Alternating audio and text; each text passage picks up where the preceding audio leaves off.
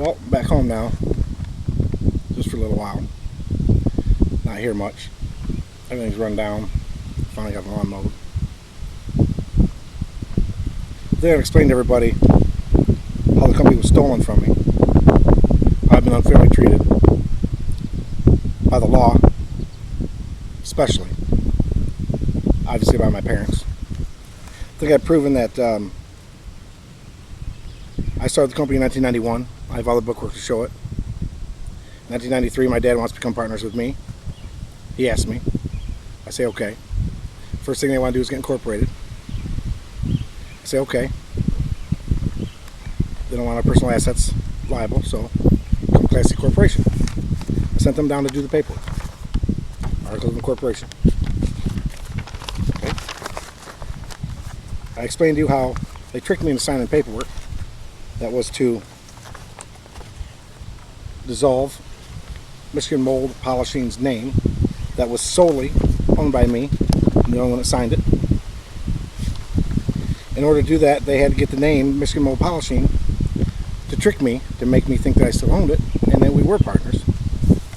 But lo and behold, when I signed off on April 28th, 1993, date, April 29th, 1993, my father signs on as sole owner of Michigan Mold Polishing.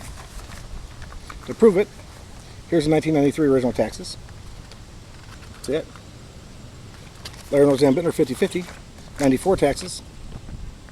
Larry and Roseanne Bittner, 50/50 partners. Brian Bittner, nothing. I started the company. It was my idea. It was against his will. He saw I was making money. He wanted in on it. They planned. They co-conspired to steal my company. Laying in beds one night, talking, whatever it was. They planned it. There was no mistake. He thought that I didn't deserve it or something. Whatever. 1996 we got in trouble. Or we got in an argument over Camaro. That if it wasn't to do with the Camaro, why is it specialed out in the books that we were to sell it for a company vehicle? But, oh my goodness, Roseanne Bittner ended up getting the Camaro because of her bonus of becoming secretary treasurer of Michigan Mold Polishing, and they kept the Camaro, and now Roseanne Bittner was driving a Camaro while I was in jail, in rehab, for nothing. They did to me what they assumed drugs would eventually do to me. That's what they wanted. They wanted to make it look like I was on drugs so bad that I was losing all the money, and they had a reason and right to take my company, even though they didn't. Because in 1991, I started it. In 93, they stole it. When 93, everything was fine. We never got in an argument until 96. Then I found out that they owned my company 100%. I had nothing. Every dime was in here.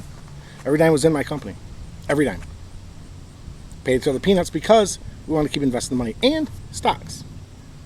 We bought a bunch of stocks with my dad's investment money in 1993, May.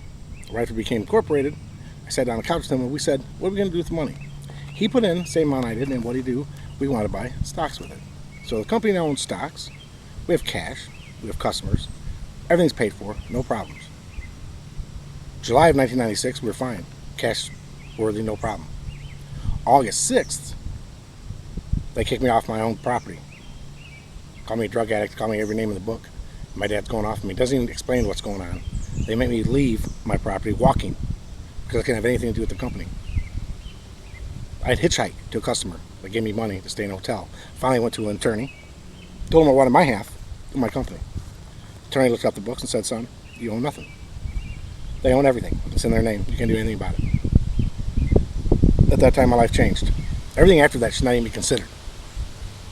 I should have been a full-fledged, could have shot myself. No one would have cared. That was my business, my life, my dream. I worked my entire life to have my own business, and they stole it. Made me look like a piece of shit. And the law believed it. These professionals believed them because they thought maybe I was too young or my mom was a writer, and they gave me something. They never gave me a dime, ever. Ever gave me a dime. Once a year, my dad might take us to breakfast, and if we didn't get the breakfast special, $3.95, 2 eggs over easy and sausages and toast, if we didn't get that, something's wrong with us. He's pissed. I'm like, I don't even goddamn out of my 40 year. He's pissed. That's fine. He can be any way he wants to. But you took my money, my investments, and that's what's next. Because not only did they do that, they did take everything. I told you about when I was Wanted for a crime I didn't commit in 2000. Went to full-blown trial. This far from getting butt raped in Jackson prison. Because I went to a trial because I wasn't going to plead to something I didn't do. I didn't do any of this. It was made up. The cops lost my evidence. They lost it. I had voice recording on my telephone, voice message, and played it the day before. I love you, baby. Blah, blah, blah, blah. They recorded it with a little tape recorder. Both of them. Right in front of me. Played it back. They go, well, I guess you have nothing to worry about, do you? I don't know why I would anyway. But whatever.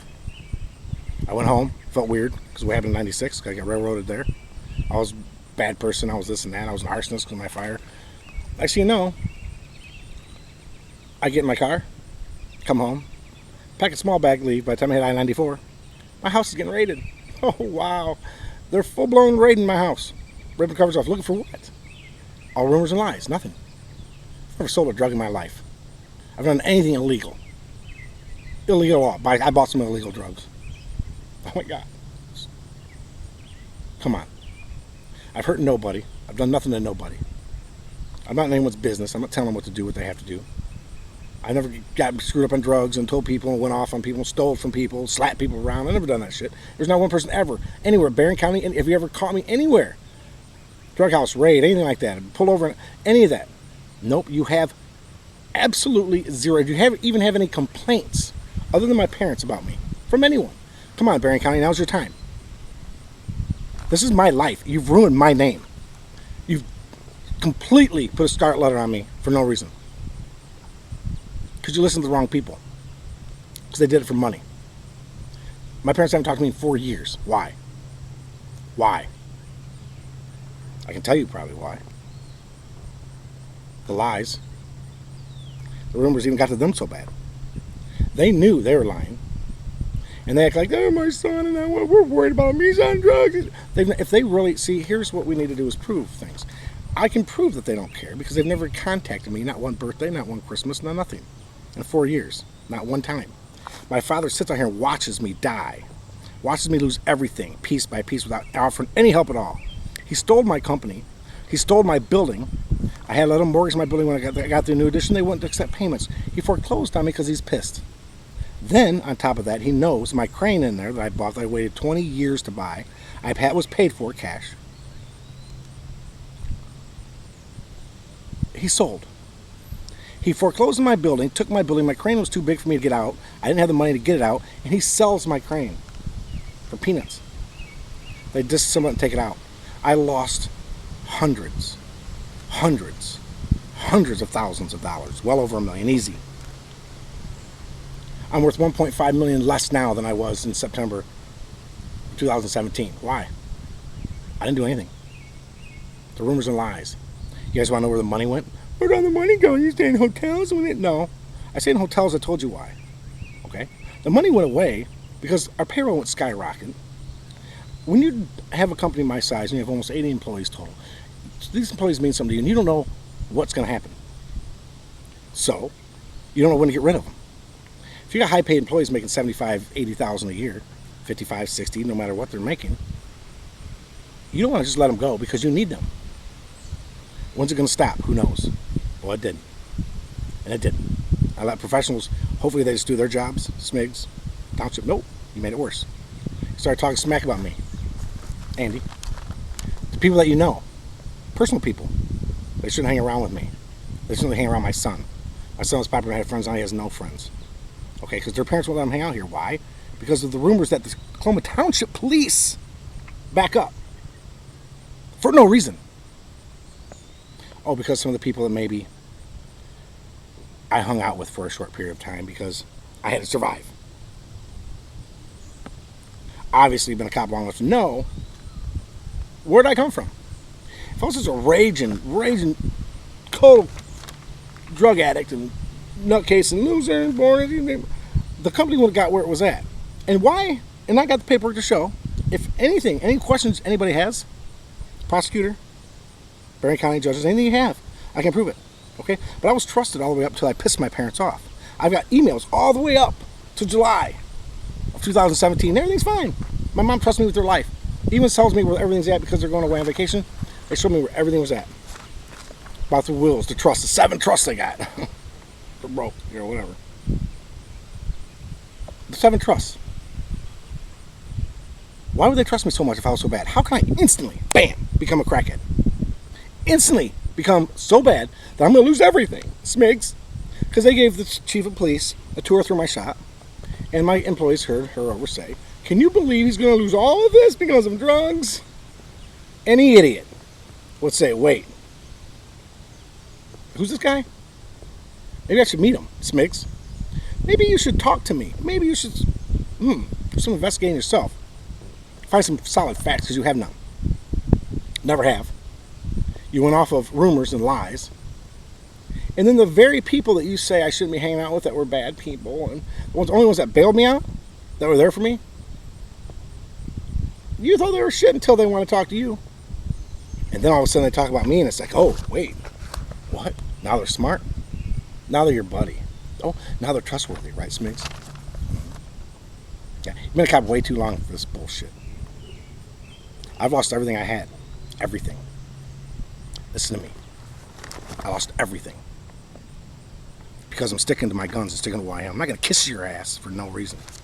I'm not going to kiss the people. I'm not going to get mugged and raped in a back alley and then apologize to those people. I'm the one that's been unfairly treated. I'm the one that's been harassed. I'm the one that has, apparently, the chief has a personal vendetta against me for no reason. I'm not harassing you. You're harassing me.